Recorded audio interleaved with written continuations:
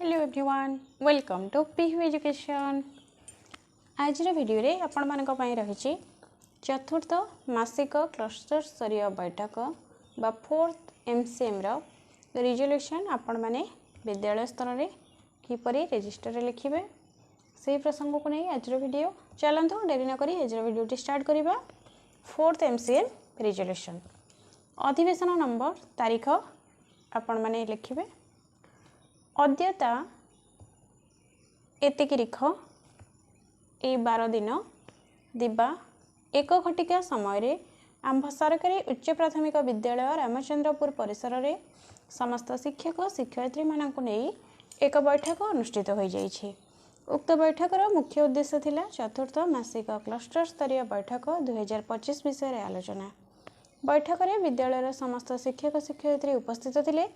विद्यालय प्रधान शिक्षक बैठक रे सभापतित्व करथिले।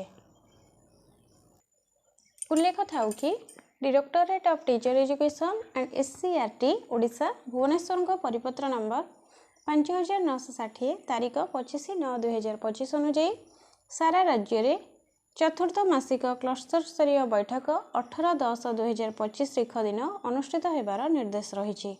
सही निर्देश अनुसार चतुर्थ मासिक क्लस्टर स्तरीय बैठक 18/10/25 तारीख शनिवार दिन आंभ क्लस्टर स्तर में खूब उत्साह सह अनुष्ठित हो जाइछि। एही बैठक में क्लस्टर अधीनस्थ समस्त विद्यालय प्रधान शिक्षक और सहकारी शिक्षक शिक्षयित्री माने उपस्थित थिले।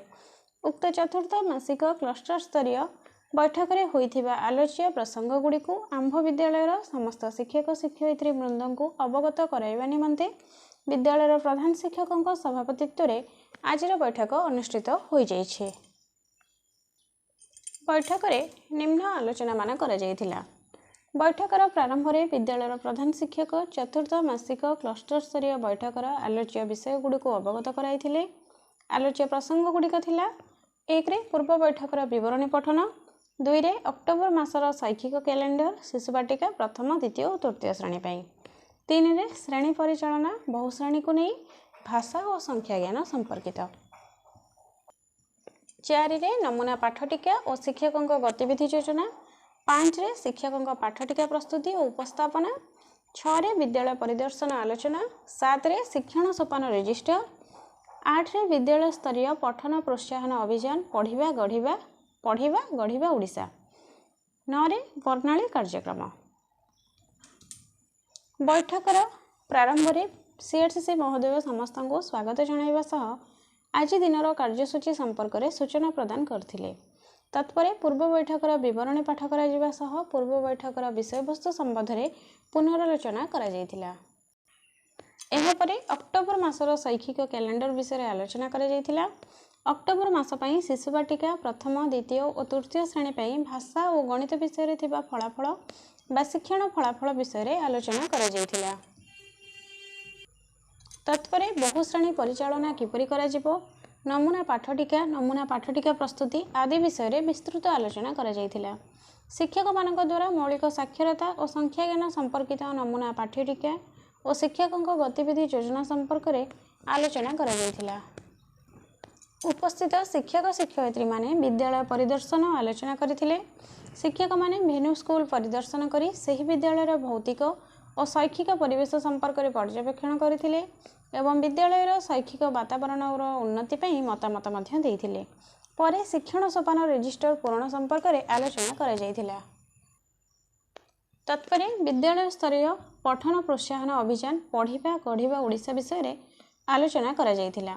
सेप्टेम्बर 5, 2025 रे माननीय मुख्यमंत्री द्वारा राज्यव्यापी पठन अभियान पढ़िबा गढ़िबा ओडिशार शुभारंभ हो जाइछि। एही अभियान माध्यम शिक्षार्थी मानकर मौलिक पठन दक्षता को सुदृढ़ करी सेमानंकु स्वाधीन पाठक करिबा एवं नियमित पठन अभ्यास विकास करिबार लक्ष्य रखा जाइछि। शिक्षक माने प्रथम रु अष्टम श्रेणी पर्यंत शिक्षार्थी मानकर पठन स्तर मान निर्धारण करिवे। मार्च 2026 पर्यंत शिक्षार्थी पठन स्तर मासिक प्रगति ट्रैक करिबा पई ट्रैकर और साक्षरता मीटर व्यवहार करा जिवो। एहा परे वर्णाली कार्यक्रम संपर्क में विस्तृत आलोचना करा जायथिला। विद्यालय स्तर में वर्णाली कार्यक्रम आकांक्षित फलाफल आदि विषय विस्तृत आलोचना करा जायथिला। उपरोक्त प्रसंगगुड़िक समस्त शिक्षक शिक्षयित्री उपस्थित आलोचना होगा सह समस्त शिक्षक सबु कार्य सुचारू रूपे संपादन करेंगे बोली प्रतिश्रुति प्रदान करथिले।